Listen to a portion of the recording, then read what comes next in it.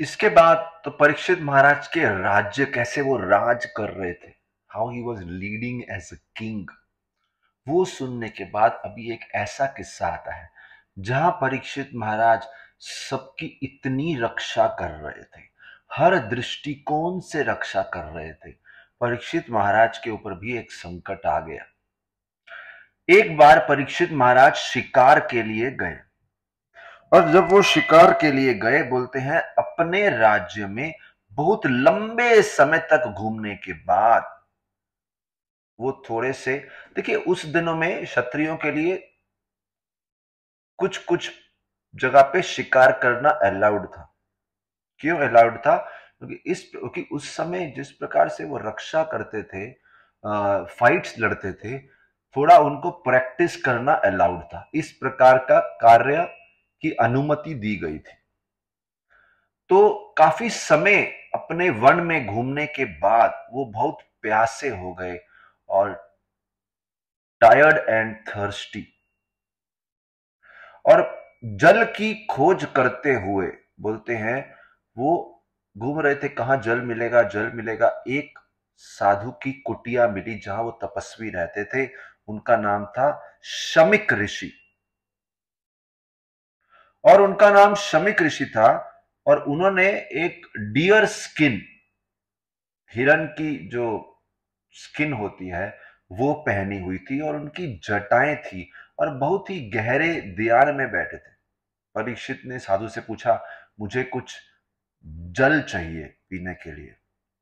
साधु ने ध्यान नहीं दिया, क्योंकि वो तो गहरे मेडिटेशन में, समाधि में बैठे थे, वो बाह्य चेतना में नहीं थे, उनको समझा नहीं कौन आया कौन नहीं आया। देखिए अतिथि की सेवा ना करना एक बड़ा अपमान, अपराध होता है।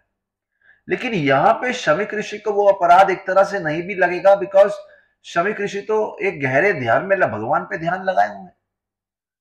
लेकिन परीक्षित महाराज को बड़ा ही अपमानित लगा कि मेरे को जल भी नहीं दिया। और जब परीक्षित महाराज को इतना अपमानित लगा, उनकी अवहेलना हो गई, मानो उनका ध्यान नहीं दिया ना उनके ऊपर, तो जब उनकी अवहेलना हो गई, वो कुछ समय के लिए गुस्सा हो गए, क्योंकि इतना प्यास है, भूख है। उन्होंने बाजू में एक मरा हुआ सांप देखा, और वो सांप उठाया, और उठा के उन्होंने कैसे उठाया, अपने धनुष से उठाया, और उन्होंने गुस्से में वो साधु के कंधे पे फेंक दिया।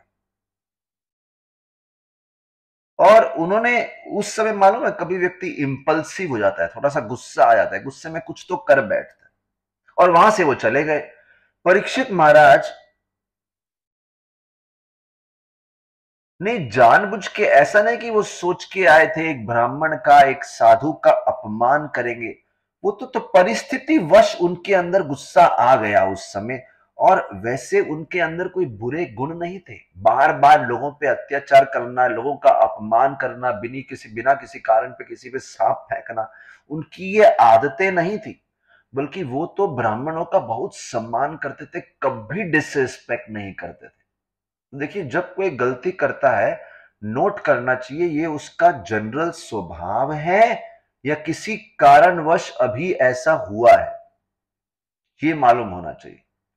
कभी कभी किसी का जनरल स्वभाव होता है तो व्यक्ति सीरियस लेता है कि ये व्यक्ति तो है ही ऐसा। परीक्षित ऐसे नहीं थे, एक सर्कमस्टेंस में ऐसा हो गया उनसे। अभी ये सब बात शमीक ऋषि के पुत्र ने सोचा नहीं। शमीक ऋषि का एक पुत्र था 5 साल का, उसका नाम था श्रृंगी। वो अपने मित्रों के साथ कहीं तो खेल रहा था, और उसने सुना, किसी ने बताया उसको कि राजा घर पे आए थे और उन्होंने इस प्रकार से एक सांप तुम्हारे पिता के ऊपर फेंक दिया। अभी देखिए उन दिनों अगर कोई ब्राह्मण परिवार में जन्म लेता था, उस जन्म के साथ ही उनके अंदर एक विशेष शक्तियां आ जाती थी, ब्राह्मणिकल पावर्स। पिता की तपस्या है, पिता उनके पूर्वजों की तपस्या है, और बेटे में भी कुछ ट्रेनिंग तो हुई होगी, तो कुछ तपस्या से शक्तियां आ जाती हैं। तो बर्थ से भी, ट्रेनिंग से भी कुछ शक्तियां जन्म से आती हैं। जन्म से ही व्यक्ति क्वालिफाइड है, उसके पूर्वजों का पुण्य मिला है उसको, उसके अपने संस्कार है पुराने जन्म के, और ट्रेनिंग से भी कुछ शक्ति आ जाती है। लेकिन यहां बड़ी सुंदर बात है, जब किसी के पास ट्रेनिंग से कोई टैलेंट सीख लिया, कुछ ज्ञान सुन लिया, लेकिन उस ज्ञान और टैलेंट को जीवन में कैसे यूज करना है उसका मैच्योरिटी और एक्सपीरियंस नहीं है, क्योंकि छोटी उम्र है, समाज जो दुनियादारी का कुछ एक्सपीरियंस नहीं है। तो श्रृंगी को मैच्योरिटी नहीं थी, एक्सपीरियंस नहीं था, अनुभव नहीं था, ज्ञान और शक्ति थी बहुत। कौन सा ज्ञान? किताबी ज्ञान। कुछ टैलेंट, शक्ति थी उनके पास, तो पावर्स बेसिकली। और उनके पास एक तो एक्सपीरियंस नहीं है, मैच्योरिटी नहीं है, और सहन शक्ति भी बहुत कम थी। कभी कभी व्यक्ति देखता है छोटी उम्र के व्यक्ति में सहन शक्ति कम होती, जल्दी गुस्सा हो जाते हैं। तो जैसे जैसे उम्र बढ़ती है व्यक्ति को मालूम है क्या चीज सहन करना चाहिए, समाज में कैसे रहना चाहिए। और दूसरा, ऐसे लगता है श्रृंगी में अच्छे संस्कार भी मैच्योर नहीं हुए थे कि किसका सम्मान कैसे करना चाहिए। तो गलती करने वाला व्यक्ति कोई सामान्य व्यक्ति नहीं है, इतना उत्तम भक्त राजा है परीक्षित, तो प्रॉपर कल्चर भी नहीं था।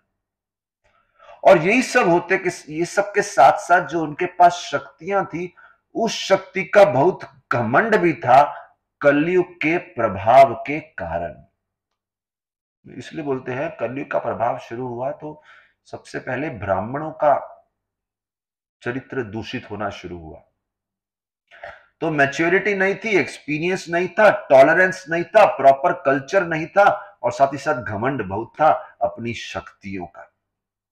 और श्रृंगी के पास जो ये सब गुण थे, उसने सुना। तो देखिए, जब हम कुछ सुनते हैं, कुछ ऐसा सुनते हैं जिससे हमें दुख मिलता है, उसके बाद हमारा रिस्पॉन्स क्या होता है, वो इन सब गुणों पे आधारित है।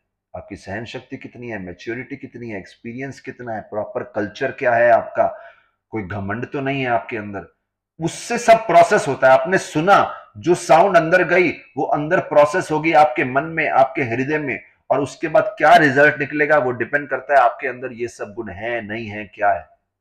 श्रृंगी के साथ ये सब प्रॉब्लम थी, इसलिए जब साउंड अंदर गई, शमीक ऋषि के ऊपर किसी ने सांप डाला, ये बात अंदर दिमाग में घुसी, उन्होंने मंथन किया, उसका रिस्पॉन्स क्या हुआ, श्रृंगी ने बड़े घमंडित रूप से रिस्पॉन्स दिया। बोले देखो ना कैसे उद्दंडी राजा है, कितने पापी राजा है। ये घमंड खुद में है, लेकिन बोल रहे हैं परीक्षित घमंडी है।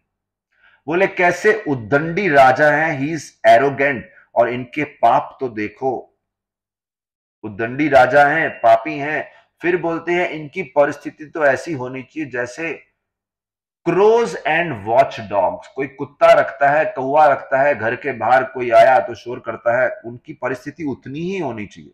बोले हम ब्राह्मण हैं, ब्राह्मण क्षत्रियों के स्वामी होते हैं, क्षत्रिय सड़क पे या घर के बाहर रहने वाले कुत्ते हैं जिनका काम है घर की रक्षा करना। ऐसा श्रृंगी बोल रहे हैं, अपने घमंड में ऐसी भाषा का प्रयोग कर रहे हैं। देखिए, आइडियल समाज तो ऐसा होता है, ब्राह्मण टीचर्स हैं, क्षत्रिय एजुकेटर्स हैं, दोनों एक दूसरे की रक्षा करनी चाहिए, एक दूसरे के प्रति सम्मान होना चाहिए। एक दूसरी जगह पे आता है कन्वर्जेशन कर्दम ऋषि और स्वयंभू व मनु का। कर्दम ऋषि और स्वयंभू व मनु जब एक दूसरे से बात करते हैं, तो उस समय कर्दम ऋषि ब्राह्मण है, स्वयंभू मनु राजा है, वो एक दूसरे को अत्यधिक सम्मान देते हैं। स्वयंभू मनु बोलते हैं समाज चल रहा है आपकी वजह से, आप जैसे ब्राह्मणों की वजह से। वो बोलते हैं नहीं नहीं, समाज चल रहा है आप जैसे क्षत्रियों की वजह से। So much respect. तो कोई शूद्र हो, वैश्य हो, ब्राह्मण हो, क्षत्रिय हो, आपस में रिस्पेक्ट होना चाहिए, क्योंकि सबका समाज में योगदान है। जैसे एक शरीर है, शरीर में हाथों का भी योगदान है, पांव का भी योगदान है, मुंह का भी योगदान है, सर का भी योगदान है, आंखों का भी योगदान है, सारे के सारे लिम्स इंपॉर्टेंट है। ऐसे ही समाज के लिम्स है, 4 वर्ण, ब्राह्मण, क्षत्रिय, वैश्य, शूद्र। और यहां पे ये बात भी समझानी चाहिए कि ये चारों कोई कास्ट सिस्टम नहीं है, ये तो 4 नेचुरल वर्ग हैं कम्युनिटी के। जैसे कि हर कम्युनिटी में टीचर होते हैं, हर कम्युनिटी में एडमिनिस्ट्रेटर या मैनेजर्स होते हैं जो कि क्षत्रिय हो गए, हर कम्युनिटी में बिजनेस क्लास होता है, दैट इज वैश्य, और हर कम्युनिटी में वर्किंग क्लास होता है, शूद्र। सिंपल, इस प्रकार से डिवाइड किया है, और ये सब चारों एक दूसरे को सपोर्ट करते हैं। तो ऐसा नहीं कि ब्राह्मण बोलेंगे आप शूद्र हैं, लो क्लास है, not like that, they support, they respect each other. तो यहां पे श्रृंगी जो है इतने घमंड में बोल रहे हैं, राजा आप घमंडी हैं, पहले तो फिर बोलते हैं आपकी परिस्थिति उन कौओं और कुत्तों के समान है जो घर के बाहर रहने चाहिए, लेकिन आप औकात क्या है, आप हमारे सर पे चढ़ रहे हैं। बोले सर पे कैसे चढ़ रहे हैं, आप हमारे घर के अंदर घुस गए और आप सोचते हैं आपके स्वामी के साथ बैठ के भोजन करेंगे। शमीक ऋषि से बोलते हैं जल लेके आओ। अरे नौकर है, नौकर मालिक के साथ सेम टेबल पे बैठ के खाना खाने की सोचता है। This is very bad. ये सब श्रृंगी बोल रहे हैं घमंड में। और फिर बोलते हैं आखिरी बात, बोले पहले तो कृष्ण रहते थे पृथ्वी पे, अभी कृष्ण चले गए हैं तो लगता है मुझे ही जिम्मेदारी लेनी पड़ेगी ऐसे उदंडी राजाओं को दंड देने की। देखो मैं अपनी शक्ति दिखाता हूं। इतना एरोगेंस, इतना एंगर। और जनरली लोग ऐसे घमंड और गुस्से के कारण ही अपनी शक्ति का दुरुपयोग करते हैं और मासूम लोगों को दंड देते हैं, अत्याचार करते हैं। इस प्रकार से उन्होंने परीक्षित के बारे में ये सब शब्द अपने मित्रों के सामने बोले। और ये भी एक बात है, कभी कभी जो दंडी व्यक्ति होता है अपने मित्रों के सामने अपनी शक्ति दिखाना चाहता है। I want to show them कि मैं क्या हूं। तो इतना गुस्सा उनकी आंखों में, श्रृंगी ने परीक्षित महाराज को श्राप दे दिया। बोले आज से 7वें दिन में एक सर्प पक्षी आएगा, स्नेक बर्ड, उड़ने वाला सांप, और वो उस राजा को डस लेगा जिसने मेरे पिता का अपमान किया है। अभी देखिए परीक्षित ने गलती की थी, छोटी सी गलती थी। श्रृंगी ने यह नहीं सोचा कि परीक्षित के पृथ्वी पे रहने से उन सब की कितनी रक्षा हो रही है कली से। परीक्षित इतना प्रयास कर रहे थे कली को दूर रखने का, ताकि श्रृंगी जैसे ब्राह्मण अच्छी साधना कर सके, अच्छा यज्ञ कर सके, इत्यादि इत्यादि। श्रृंगी को वो सब नहीं दिख रहा था। छोटी सी गलती के लिए इतना बड़ा दंड दे के आप मर जाओ। अरे परीक्षित नहीं रहेंगे तो कलयुग फुल स्विंग में आ जाएगा। इतना बड़ा दंड इतनी छोटी सी गलती के लिए, मृत्यु दंड। इसलिए बोलते हैं पनिशमेंट जो है, दंड हमारी गलती के साथ प्रोपोर्शनेट होना चाहिए, डिसप्रोपोर्शनेट नहीं होना चाहिए। कभी कभी बड़ी गलती छोटा सा दंड दे देते हैं, बड़ी और छोटा सा गलती बड़ा दंड दे देते हैं। नहीं, ये सब सीखना है। कभी कभी हम भी ग्रुप में एक दूसरे के लिए दंड निर्धारित करते हैं। अरे सोचो तो सही, उस व्यक्ति का स्टेटस क्या है, उसकी गलती क्या है, ये सब सोचना चाहिए। श्रृंगी घर वापिस आए, उन्होंने देखा उनके पिता की गर्दन में एक मरा हुआ सांप लिपटा हुआ है। श्रृंगी जोर से चिल्लाए, बेटे को रोते हुए देख, चिल्ला रहे हैं, रो रहे हैं। शमीक ऋषि ने आंखें खोली, उन्होंने देखा सांप लिपटा है। उन्होंने सोचा भी नहीं उसके बारे में, उन्होंने सांप उठा के बाजू में रख दिया। उन्होंने थोड़ी ना विचार किया सांप कौन रख के गया। अरे जो लोग भगवान में मग्न रहते हैं वो छोटी छोटी चीजों को सीरियसली नहीं लेते। हम लोग छोटी छोटी चीज को सीरियसली लेते हैं क्योंकि हमारा एब्जॉर्प्शन नहीं है। हम भगवान की भक्ति में पूरी तरह से, भगवान के ज्ञान में मग्न नहीं। हमें मालूम नहीं कि हमें क्या धन मिला है भक्ति के रूप में, छोटी छोटी बात का पतंगड़ बना देते हैं। उन्होंने श्रृंगी को पूछा तुम क्यों रो रहा है, किसी ने तुम्हें हानि की क्या। श्रृंगी ने विस्तार से बताया क्या हुआ और मैंने क्या किया। श्रृंगी सोच रहे थे उनको शाबाशी मिलेगी, और श्रृंगी को भी लगा कि अरे श्राप दे दिया, पिता का क्या रिस्पॉन्स होगा, देखते हैं। श्रृंगी, जब शमीक ऋषि को मालूम चला कि श्रृंगी ने परीक्षित को श्राप दे दिया, अपनी शक्ति का गलत उपयोग किया, शमीक बहुत अपसेट थे। उन्होंने बोला आपने बहुत बड़ा पाप किया है। छोटे से गलती के लिए परीक्षित को इतना बड़ा दंड दे दिया। अरे बड़ी गलती तो उन्होंने नहीं की, आपने की है। कितने इमेच्योर हैं आप। बोले king is the best among men. राजा भगवान का प्रतिनिधि होता है,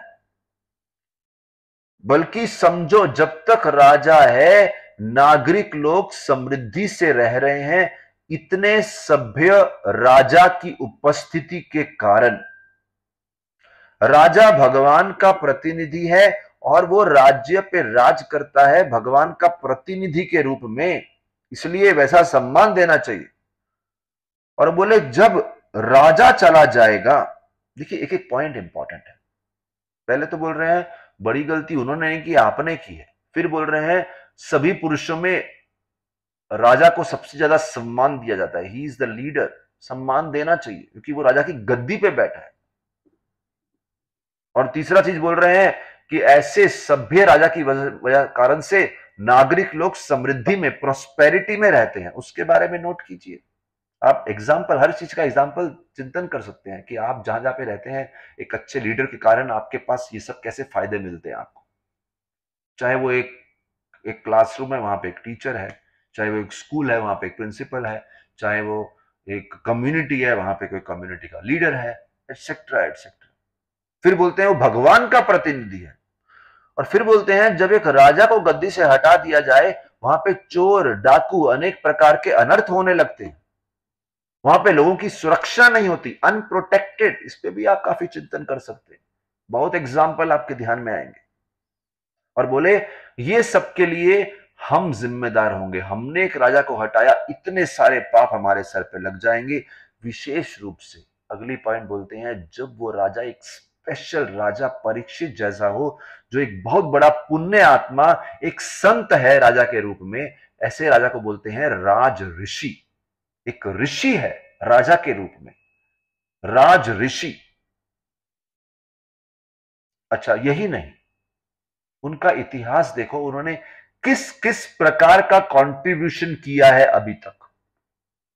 परीक्षित का कंट्रीब्यूशन क्या रहा है? उन्होंने पूरे मानव समाज की रक्षा के लिए कितने सारे सुंदर सुंदर, बढ़िया बढ़िया, लाभदायक यज्ञ करवाए हैं। मेनी मेनी बेनिफिशियल यज्ञ। कंट्रीब्यूशन देखो ना, उन्होंने कौन कौन सा एक्टिविटी कराया समाज को सुधारने के लिए, लिस्ट बनाओ उसकी। ऐसे राजा को दंड देना बिल्कुल भी उचित नहीं है, जस्ट बिकॉज वो प्यासा भूखा था और उस भूख प्यास में छोटी सी गलती कर दी उसने। आपने अपनी शक्ति का गलत उपयोग किया है। इसलिए बोलते हैं अपनी शक्ति का, अगर हमारे पास कुछ विशेष शक्ति है, उसको यूज करने से पहले व्यक्ति के पास सेल्फ कंट्रोल और डिस्क्रिमिनेशन होना चाहिए, आत्म संयम और भेदभाव। भेदभाव मतलब भेदभाव सही शब्द नहीं है, डिस्क्रिमिनेशन मतलब सही गलत का परिचय करने की शक्ति होनी चाहिए। Self control and discrimination. और अगर आपके पास सेल्फ कंट्रोल नहीं है, आप आत्म संयम ही नहीं है, आपके पास डिस्क्रिमिनेशन नहीं है, और फिर आप शक्ति का प्रयोग करते हैं, इट कैन बी डिजास्ट्रस। ये बहुत बड़ा हानि का कारण बन सकता है आपके लिए, समाज के लिए। बेटे को तो डांट दिया, लेकिन अब शमीक ऋषि सोचे क्या होगा। शमीक ऋषि अपने बेटे के लिए प्रार्थना करते हैं, भगवान से बोलते हैं, हे भगवान मेरे बेटे को माफ करना, वो मूर्ख है, उसने मूर्खता में एक निष्पाप व्यक्ति को दंड देने का इतना बड़ा पाप कर दिया है। शमीक को बहुत प्रार्थना भी किया और बड़ा पश्चाताप भी हुआ अपने बेटे की गलती पे, मूर्खता और उद्दंडता पे। छोटा बच्चा है, फुलिश है और इम्प्यूडेंट भी है, उद्दंडी है। उन्होंने राजा का अपराध सीरियसली नहीं लिया। शमीक ऋषि ने भगवान से प्रार्थना की, बेटे को डांटा, उसके लिए बड़ा पश्चाताप हुआ और स्वयं उस अपराध को सीरियसली नहीं लिया। यह था शमीक ऋषि का उस समय मानसिकता। कितना उत्तम मानसिकता थी। इसीलिए प्रभुपाद जी समझाते हैं, one's greatness is estimated by his ability to tolerate provoking situations। एक व्यक्ति की महानता इस बात से समझी जाती है कि कितनी शक्ति है उसके अंदर सहन करने की, उत्तेजित करने वाली परिस्थितियों को सहन करने की। शमीक ऋषि के ऊपर सांप डाला, उन्होंने सीरियसली नहीं लिया। अच्छी सहन शक्ति थी, श्रृंगी में नहीं थी। शमीक ऋषि इसलिए महान हुए, श्रृंगी महान नहीं माने गए इस मोड़ पे। वैसे आप ये कथा सुन रहे हैं, आपके लिए भी एक चिंतन योग्य कुछ पॉइंट हो सकते हैं, एक प्रकार का होमवर्क हो सकता है। आप विचार कीजिए कि श्रृंगी का सही रिस्पांस क्या होना चाहिए जब उन्होंने सुना कि परीक्षित महाराज ने उनके पिता का इस प्रकार से अपमान किया है जाने अनजाने में। और ऐसे ही दूसरा आप चिंतन कर सकते हैं कि आपके जीवन में कभी किसी ने इंसल्ट किया हो, आपका किसी ने गलती की हो, आपने कैसा रिएक्ट किया? कभी आपने ओवर रिएक्ट किया हो, उनको डांट दिया हो? और ये स्टोरी सुनने के बाद आप क्या सोचते हैं कि गलत रिएक्शन से दूसरों पे क्या प्रभाव पड़ता है? और तीसरा चीज आप सोचिए कि भविष्य में आप क्या करेंगे? कोई अगर ऐसा मिस्टेक करे जिससे आपको गुस्सा आए, क्रोध आए, आप परेशान हो, आप क्या करेंगे ताकि सही तरह से रिएक्ट करें, आप रिस्पॉन्ड करें? क्या करेंगे? तो इस तत्व को याद रखना। one's greatness is estimated by his ability to tolerate provoking situations। उत्तेजित परिस्थितियों का सामना किस सहन शक्ति से करते हैं, उससे आपकी महानता समझ में आती है। इसीलिए ये स्टोरी हम सुनते हैं, हमने श्रृंगी का कैरेक्टर सुना, शमीक ऋषि का सुना, और दोनों से हमने सीखा जीवन में क्या करना चाहिए और क्या नहीं करना चाहिए, क्या गलत कर सकते हैं, क्या सही कर सकते हैं। ये जितने चरित्र भागवत के हम सुन रहे हैं उससे ये सीखने को मिल रहा है। बोलते हैं श्रृंगी की तरह हमको एरोगेंट और इंपल्सिव नहीं होना चाहिए, ऐसा उत्तेजित नहीं होना चाहिए, ऐसा उद्दंडी नहीं होना चाहिए, लेकिन शमीक ऋषि की तरह हमें धैर्यवान और सहनशील, टॉलरेंस और पेशेंस से काम लेना चाहिए। और अगर हमारे पास ये दिव्य गुण नहीं है, उसके लिए प्रैक्टिस कीजिए, उसके लिए प्रार्थना कीजिए। प्रैक्टिस एंड प्रेयर, अपना एफर्ट डाल के छोटी छोटी परिस्थिति में पेशेंस और टॉलरेंस को बढ़ाने का कोशिश कीजिए, और साथ साथ प्रार्थना कीजिए भगवान से हमें शक्ति दें। और ये बात भी देखते हैं हम लोग, कभी कभी लोग हमें कुछ अनजाने में, मतलब जानबूझ के नहीं किया, कुछ परिस्थिति के कारण ऐसा कुछ हो जाएगा जिससे हमें कुछ इनकन्वीनियंस होगा। ये किसी ने किया नहीं, ये सरकमस्टेंस से ऐसा हो गया, परिस्थितिवश ऐसा हो गया। हमें ऐसी चीजों को सीरियसली नहीं लेना चाहिए, क्योंकि परीक्षित हमेशा ऐसा काम नहीं कर सकते, वो करते नहीं रहते, वो सरकमस्टेंस में ऐसा हो गया। तो कभी कभी समझो कि किसी ने जानबूझ के ऐसा किया या सरकमस्टेंस वश ऐसा हो गया।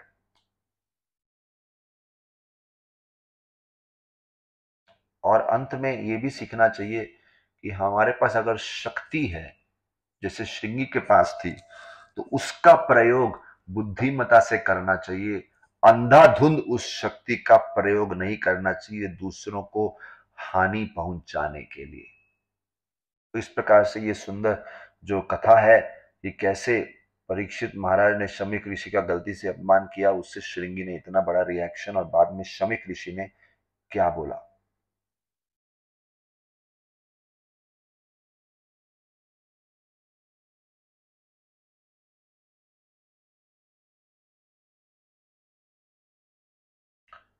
उसके बाद उसी में एक दूसरी कथा आती है बड़ी सुंदर। परीक्षित महाराज को तो श्राप मिल गया, हमने सुन लिया शमीक ऋषि क्या बोले, श्रृंगी क्या बोले। देखते हैं जब परीक्षित महाराज को श्राप के बारे में मालूम चला तो उनका रवैया क्या हुआ। परीक्षित महाराज अपने महल में वापिस आए।